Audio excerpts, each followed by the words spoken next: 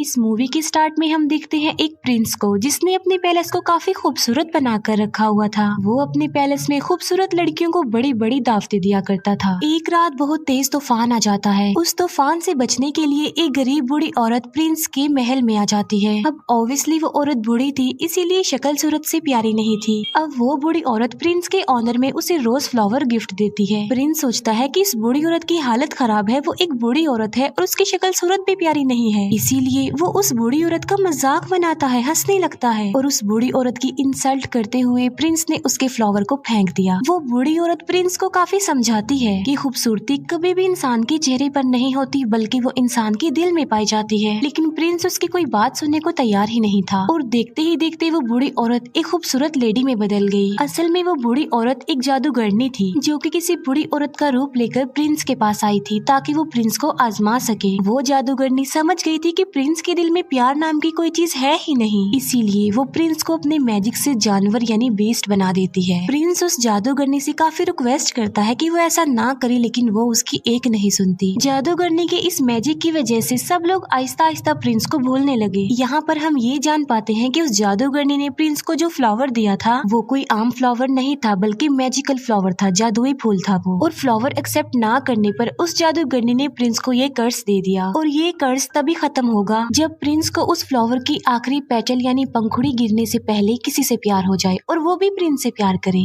लेकिन आखिरी पंखुड़ी गिरने से पहले अगर प्रिंस से किसी ने प्यार ना किया तो प्रिंस कभी भी इंसान नहीं बन सकेगा दोबारा, बल्कि बेस्ट ही रहेगा वो हमेशा। काफी साल गुजर जाते हैं लेकिन उस पैलेस में कोई भी नहीं आता। फिर हमें पैलेस के करीबी एक गाँव में एक लड़की दिखाई जाती है जिसका नाम होता है बेल। बेल को किताबें पढ़ने, स्टोरीज पढ़ने का काफी शौक था। बेल के फादर एक डिजाइनर होते हैं। उसी गांव में एक और लड़का भी रहता है जिसका नाम होता है गैस्टोन। गैस्टोन जो कि बेल से शादी करना चाहता था, लेकिन बेल उसे शादी करना नहीं चाहती थी क्योंकि वो एक प्राउडी इंसान था। गैस्टोन बेल से शादी करने के लिए उसे अपना बनाने के लिए काफी स्ट्रगल भी किया करता था, लेकिन उसकी कोशिशें नाकाम ही रहती हैं। एक दिन बेल के फादर को कहीं पर जाना था। जिस रास्ते से उन्होंने जाना था वो एक जंगल था। बेल के फादर देखते हैं कि उनके रास्ते में तो आग लगी हुई है, लेकिन वहाँ पर एक और रास्ता भी था जहाँ पर वो मुड़ जाते हैं। बेल के फादर अपने घोड़े पर सवार होते हैं, लेकिन तभी उन्हें जंगल से भेड़ियों की आवाज सुनाई देती है और फिर वही भेड़िए उनका पीछा करने लगते हैं। बेल के फादर अपनी जान बचाने के लिए वहाँ से भागते हैं और भागते भागते वो आ जाते हैं बीस्ट के पैलेस के पास। बेल के फादर जब अंदर जाते हैं तब उन्हें वहाँ पर कोई भी दिखाई नहीं देता। हालांकि ऐसा लग रहा था कि पैलेस में कोई रहता है। कैंडल्स भी जल रही थी और टेबल पर खाना भी पड़ा हुआ था। इतना अच्छा खाना देखकर बेल के फादर खाना खाने लगते हैं, लेकिन हम फिर बहुत हैरान कर देने वाली चीज देखते हैं। वहाँ पर जो कप पड़ा होता है वो बेल के फादर से बातें करने लगता है। बेल के फादर समझते हैं कि ये कोई सॉल है जो उन्हें डराने की कोशिश कर रही है, इसीलिए बेल के फादर उसे कहते हैं कि मैं तुमसे नहीं डरता। ये कहकर बेल के फादर वहाँ से भाग जाते हैं। अब यहाँ पर सवाल ये उठता है कि वो कप कैसे बोल पाया। असल में बात ये है कि वहाँ पर यानी पैलेस में जितनी भी चीजें पड़ी हुई थी वो पहले इंसान हुआ करते थे, लेकिन जादूगरनी के कर्ज की वजह से वो सब चीजों में बदल गए। बेल के फादर भागते हुए गार्डन में आ जाते हैं। वो देखते हैं कि वहाँ पर बहुत प्यारे प्यारे फ्लावर लगे हुए हैं। बेल के फादर सोचते हैं कि मेरी बेटी बेल ने अपने लिए फ्लावर मंगवाया था, इसीलिए वहाँ से वो एक फूल तोड़ लेते हैं और तभी वहाँ पर बीस्ट आ जाता है। फ्लावर चोरी करने की पनिशमेंट देने के लिए बीस्ट उन्हें प्रिजनर बना लेता है, लेकिन बेल के फादर का घोड़ा वहाँ से भाग जाता है और वो सीधा अपने घर आता है बेल के पास। बेल जब देखती है कि घोड़ा अकेला आया है, उसके फादर नहीं आए, तो वो फौरन समझ जाती है कि उसके फादर किसी मुसीबत में फंस गए हैं। इसीलिए बेल अपने फादर को ढूंढने के लिए उस घोड़े पर बैठ जाती है। वो घोड़ा बेल को ले आता है पैलेस में और पैलेस में ही बेल के फादर को प्रिजनर बनाकर रखा हुआ था। बेल जब पैलेस के अंदर जाती है तब उसे वहाँ पर कोई भी दिखाई नहीं देता। बेल वहाँ पर काफी आवाजें भी लगाती है, लेकिन उसे आगे से कोई भी रिस्पॉन्स नहीं मिलता। बेल वहाँ पर आवाजें सुन पा रही थी, लेकिन उसे वहाँ पर कोई भी नजर नहीं आ रहा था। बेल उस जगह पर पहुँच जाती है जहाँ पर उसके फादर को कैद करके रखा गया था, प्रिजनर बनाकर। बेल के फादर उसे बताते हैं कि ये सारा महल जिंदा है, इसीलिए जितना जल्दी हो सके तुम यहाँ से भाग जाओ। कहीं ऐसा ना हो कि वो तुम्हें देख ले। मैंने तुम्हारे लिए फ्लावर तोड़ा था और उसने मुझे पनिशमेंट देने के लिए यहाँ पर कैद कर दिया। लेकिन बेल के वहाँ से निकलने से पहले ही बीस्ट वहाँ पर आ जाता है। बेल उसे देखकर काफी डर जाती है, घबरा जाती है, क्योंकि जाहिर सी बात है वो बीस्ट था तो काफी खतरनाक खतरनाक लग रहा था और काफी डरावना भी। लेकिन बेल बीस्ट को ये बात शो होने नहीं देती कि वो उसे डर रही है। बेल कहती है कि मैं अपने फादर से मिलना चाहती हूँ, लेकिन बीस्ट ऐसा नहीं चाहता था कि वो अपने फादर से मिले। बेल बीस्ट को कहती है कि तुम कितनी जालिम इंसान हो, एक छोटी सी गलती के लिए तुम इतनी बड़ी सजा दे रहे हो। उन्होंने सिर्फ एक फ्लावर ही तो तोड़ा है और ऐसा करने के लिए मैंने ही उन्हें कहा था, इसीलिए मैं हर सूरत अपने फादर से मिलूंगी। बीस्ट उसे बताता है कि अगर ये दरवाजा एक बार खुल गया और उसके बाद बंद हो गया तो ये दोबारा कभी भी नहीं खुल पाएगा। ये कहते ही बीस्ट डोर को ओपन कर देता है। बेल अंदर जाती है और अपने फादर से मिलती है, लेकिन वो अपने फादर को बाहर की तरफ पुश कर देती है और इसके बाद दरवाजा बंद कर देती है। अब बीस्ट के अकॉर्डिंग वो दरवाजा दोबारा नहीं खुल पाएगा, इसीलिए वो बेल के फादर को अंदर नहीं डाल सकता। बेल की फादर की जगह पर अब खुद बेल वहाँ पर कैद हो गई थी। इसके बाद बीस्ट बेल के फादर को वहाँ से ले जाकर आजाद कर देता है, उसे छोड़ देता है। अब बेल वहाँ पर कैद हो जाती है, लेकिन जब बीस्ट वहाँ पर नहीं होता तब एक घड़ी और एक कैंडल स्टैंड बेल के पास आते हैं। ये चीजें इंसान थी, लेकिन कर्ज की वजह से घड़ी और कैंडल स्टैंड में चेंज हो गई हैं। लेकिन ये इंसानों की तरह ही सब कुछ कर सकते हैं, सुन सकते हैं, बोल सकते हैं, चल भी सकते हैं। वो दरवाजा खोल देते हैं और बेल को कहते हैं कि तुम हमारे साथ साथ आओ। वो बेल को कहते हैं कि हम तुम्हें रहने के लिए एक अलग रूम देंगे, क्योंकि वो समझ गए थे कि बेल ही वो लड़की हो सकती है जो उन्हें इस कर्ज से आजाद करवाएगी। वो बेल को रहने के लिए एक रूम देते हैं। जब इस बात का बीस्ट को पता चलता है तो उसे काफी गुस्सा आता है, इसीलिए वो घड़ी और कैंडल स्टैंड को डांटता है और उन पर गुस्सा करता है, जिस पर वो दोनों कहते हैं कि शायद ये ही वो लड़की है जो हमें इस कर्ज से आजाद करवाएगी। तुम्हें उसके करीब जाना चाहिए, उसे इम्प्रेस करना चाहिए और उसे प्यार भी करना चाहिए। वो बीस्ट को मशवरा देते हैं कि तुम बेल के पास जाओ और उसे अपने साथ खाने के लिए इनवाइट करो। ये बात सुनकर बीस्ट को उन पर गुस्सा आता है। वो उनसे कहता है कि क्या तुम पागल हो गए हो कि मैं एक चोर की बेटी को खाने के लिए इनवाइट करूं, उसके साथ खाना खाऊं? ऐसा कभी भी पॉसिबल नहीं हो सकता। लेकिन जब उसके सारे लोग उसे काफी इंसिस्ट करते हैं तो वो इस बात के लिए मान जाता है, क्योंकि उन सबके कर्ज होने की रीजन कोई और नहीं बल्कि बीस्ट है। बीस्ट बेल के पास जाता है। वो बेल को कहता है कि तुम मेरे साथ खाना खाओगी, लेकिन इसे तुम कोई रिक्वेस्ट मत समझना। बेल उसे कहती है कि तुम क्या पागल हो? पहले तुमने मेरे फादर को प्रिजनर बनाया, फिर मुझे कैद कर लिया और अब मेरे साथ खाना खाना चाहते हो। बीस्ट दरवाजे को जोर जोर से पीटता है और कहता है कि जो भी हो जाए तुम तो मेरे साथ खाना खाओगी। बेल कहती है कि चाहे मैं भूखी मर जाऊं, लेकिन मैं तुम्हारे साथ खाना नहीं खाऊंगी। जिस पर बीस्ट कहता है कि चलो ठीक है, मैं तुम्हारी ये ख्वाहिश भी पूरी कर देता हूँ, तुम्हें भूखा ही मारूंगा। अब तुम्हें कोई भी खाना नहीं देगा और तुम भूखी ही मरोगी। बेल फिर भी दरवाजा नहीं खोलती और वो वहाँ से चला जाता है। जिस अंदाज से बेल ने बीस्ट को जवाब दिया था, उसे देखकर वहाँ सभी कर्ज चीजें लाइक कैंडल स्टैंड, घड़ी, पिर्च, कप, उन सबको ये कंफर्म हो जाता है कि बेल ही वो लड़की है जो उन्हें कर्ज से निजात दिलाएगी। फिर हम देखते हैं बीस्ट को, जो कि उसी रोज फ्लावर के पास जाता है। बीस्ट देखता है कि उस फ्लावर की बहुत सारी पंखुड़ियां गिरकर टूट गई हैं। ये वही रोज फ्लावर था जिसकी खत्म होने के बाद बीस्ट हमेशा के लिए जानवर ही रहेगा और पैलेस की जितनी भी कर्ज चीजें हैं वो सारी ऐसे ही रहेंगी, हमेशा के लिए बेजान बन जाएंगी। वो फ्लावर पर बहुत ही थोड़ी पंखुड़ियां रह गई हैं और वो भी बहुत जल्द गिर जाएंगी। फिर हम देखते हैं बेल के फादर को, जो कि वापस अपने गांव में आ चुके थे। वो सब लोगों को बता रहे होते हैं कि मेरी बेटी की जान खतरे में है। जंगल के पास एक पैलेस है और वहाँ पर एक बीस्ट रहता है और वहीं पर मेरी बेटी फंस गई है। लेकिन कोई भी उनकी इस बात पर बिलीव करने को तैयार नहीं था, बल्कि वो सिर्फ इस बात को कहानी ही समझ रहे थे।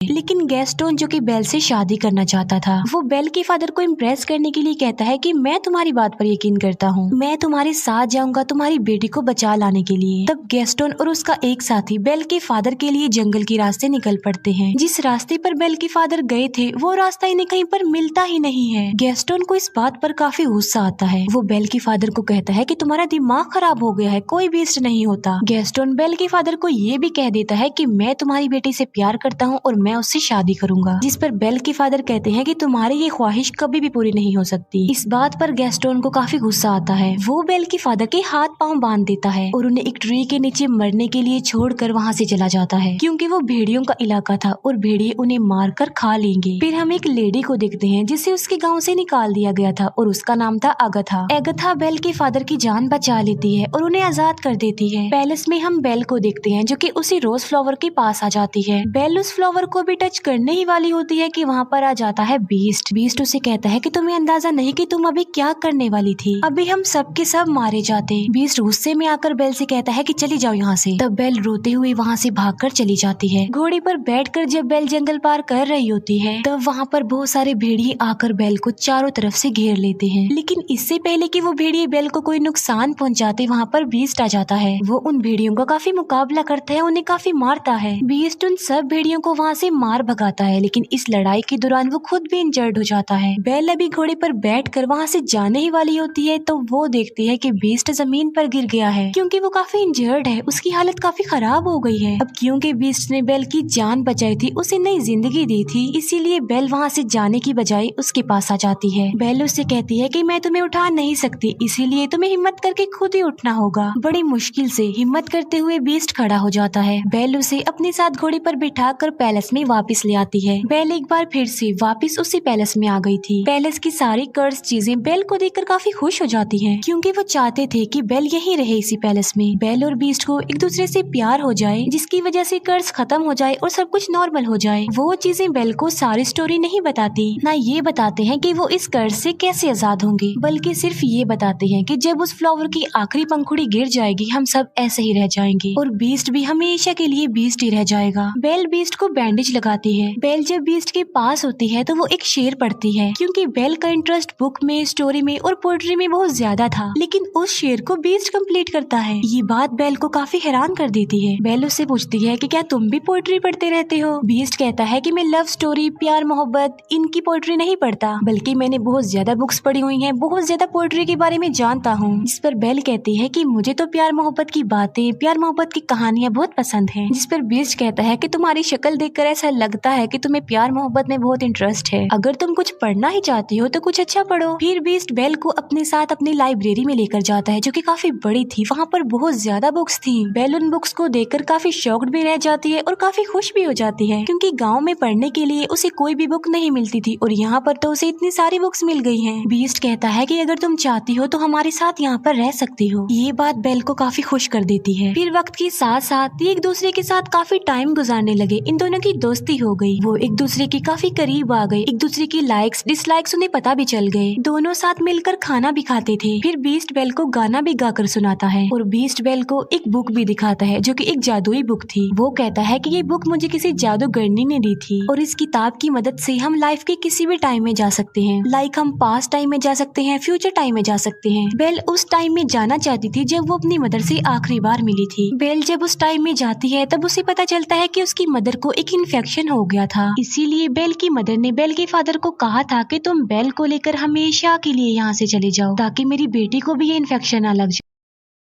ये जानने के बाद बेल काफी दुखी हो जाती है, क्योंकि बेल ये बात नहीं जानती थी। फिर ये प्रेजेंट टाइम में वापस आ जाते हैं। कैंडल स्टैंड बीस्ट को कहता है कि तुम्हें बेल से अपने प्यार का इजहार कर देना चाहिए। बीस्ट कहता है कि वो कभी भी मुझसे प्यार नहीं करेगी, लेकिन कैंडल स्टैंड बीस्ट को काफी मनाने की कोशिश करता है और बीस्ट के सारे साथी यानी वो सारी चीजें बीस्ट को इस बात के लिए एग्री कर लेती है। वो पहले बीस्ट को तैयार करती है और बाद में वो बेल को भी तैयार कर देती है। बेल को डांस करना काफी पसंद था, इसीलिए वो दोनों डांस करने वाले होते हैं। हम देखते हैं कि बेल के फादर वापस अपने गांव में आ गए हैं। वो सबको बताते हैं कि गैस्टोन ने उन्हें जंगल में बांधकर छोड़ दिया था ताकि भेड़िए आकर उन्हें खा लें। वहीं बेल के फादर के साथ अगथा भी होती है, लेकिन गैस्टोन इस बात पर एग्री नहीं करता, बल्कि वो मुकर जाता है। वो कहता है कि ये झूठ बोल रहा है, इसके ऊपर शैतान आ गया है और ये पागल हो गया है। साथ साथ वो कहता है कि अगथा की गवाही कोई इम्पोर्टेंस नहीं रखती, क्योंकि ये तो पहले ही गाँव से निकली हुई है। यहाँ पर गैस्टोन का साथी भी झूठ बोल देता है। वो कहता है कि गैस्टोन जो भी कह रहा है बिल्कुल ठीक कह रहा है। इसीलिए सब गांव वाले गैस्टोन की बातों पर बिलीव कर लेते हैं और सब लोग ये समझने लगते हैं कि बेल के फादर का मेंटल बैलेंस खराब हो गया है। साथ साथ उनके ऊपर कोई शैतानी साया भी है, इसी वजह से वो बेल के फादर को पकड़ लेते हैं। फिर हम देखते हैं पैलेस में, जहाँ पर बीस्ट और बेल डांस कर रहे थे और वो डांस को काफी इंजॉय कर रहे थे। उन्हें काफी अच्छा फील हो रहा था। बीस्ट बेल को कहता है कि मैं इन फीलिंग्स को काफी अच्छा फील कर रहा हूँ, मैं तो इन्हें जैसे भूल ही गया था। बेल कहती है कि मुझे मेरे फादर ने डांस करना सिखाया। बीस्ट उससे पूछता है कि क्या तुम अपने फादर को मिस करती हो? जिस पर बेल कहती है जी हाँ, मैं अपने फादर को बहुत मिस करती हूँ। बीस्ट के पास एक जादुई मिरर होता है, जिसकी मदद से वो हर उस पर्सन को देख सकते हैं जिन्हें वो देखना चाहते हैं, और उस मिरर में वो बेल को उसके फादर को दिखाता है। बेल देखती है कि गांव वालों ने उसके फादर को प्रिजनर बनाया हुआ है, बांधा हुआ है। ये देखकर बेल काफी अपसेट हो जाती है, जिस पर बीस्ट कहता है कि तुम्हारे फादर को तुम्हारी जरूरत है, तुम्हें उनके पास जाना चाहिए। साथ साथ बीस्ट बेल को वो जादुई मिरर भी दे देता है और कहता है जब कभी तुम्हें मेरी याद आए तो मेरी इस बदसूरत शक्ल को इस मिरर में देख लेना। इसके बाद बेल अपने फादर को बचाने के लिए वहाँ से निकल जाती है और अब बीस्ट पैलेस में अकेला रह गया था। बीस्ट बेल को काफी मिस कर रहा था क्योंकि उसे बेल से प्यार हो गया था, लेकिन अब तो वो उससे काफी दूर जा चुकी थी। अब क्योंकि बेल चली गई थी तो उनका कर्ज ऐसा ही रहेगा और वो हमेशा ऐसे ही बने रहेंगे। इस बात को लेकर बीस्ट और उसके बाकी साथी काफी अपसेट हो जाते हैं। बेल अपने गाँव में पहुँच जाती है और वो देखती है कि उसके फादर को सब लोगों ने प्रिजनर बनाया हुआ है। बेल सबको बताती है कि मेरे फादर जो कह रहे थे वो बिल्कुल सच था। जंगल में एक पैलेस है और वहाँ पर एक बीस्ट रहता है, एक जानवर है वहाँ पर। लेकिन गाँव वाले बेल की बातों पर भी यकीन नहीं कर रहे थे। तब वो उस जादुई मिरर में सब लोगों को बीस्ट दिखाती है। बीस्ट को उस मिरर में देखकर सब लोग काफी हैरान रह जाते हैं। बेल उन सबसे कहती है कि वो खतरनाक नहीं है, तुम्हें डरने की कोई जरूरत नहीं है, बल्कि वो दिल का बहुत ज्यादा अच्छा है और वो किसी का नुकसान नहीं चाहता और ना ही वो कभी किसी को नुकसान पहुंचाता है। गैस्टोन को ये बातें सुनकर रियलाइज हो जाता है कि बेल अब उस बीस्ट को प्यार करने लगी है। इसी वजह से गैस्टोन जेलस हो जाता है, इसीलिए वो सबको भड़काने की कोशिश करता है कि उस बीस्ट ने बेल पर ब्लैक मैजिक कर दिया है, तभी तो ये ऐसा बोल रही है। वो कहता है कि बेल को भी इसके फादर के साथ ही प्रिजनर बना दो। बाद में वो सब गाँव वालों को उकसाता है कि हमें मिलकर उस पैलेस में जाना चाहिए और उस बीस्ट को जान से मार डालना चाहिए, वरना वो इस गाँव में आ जाएगा और हम सबको मार डालेगा, हमारे पूरे गाँव को खत्म कर देगा। वो गाँव वाले उसकी बातों में आ जाते हैं और पूरा गाँव पैलेस की तरफ चल पड़ता है। जब गाँव वाले बीस्ट को मारने के लिए पैलेस में आते हैं तब बीस्ट के सारे साथी यानी वो चीजें उन लोगों पर अटैक कर देती हैं। गाँव वालों को कुछ भी समझ नहीं आती कि ये क्या हो रहा है, क्योंकि वो कोई इंसान तो नहीं थे बल्कि बेजान चीजें थी। फिर हम देखते हैं गैस्टोन को जो बीस्ट के पास पहुंच चुका था, लेकिन बीस्ट काफी उदास होता है क्योंकि बेल की जाने के बाद उसे कुछ भी अच्छा फील नहीं हो रहा था। वो बेल को काफी मिस कर रहा था।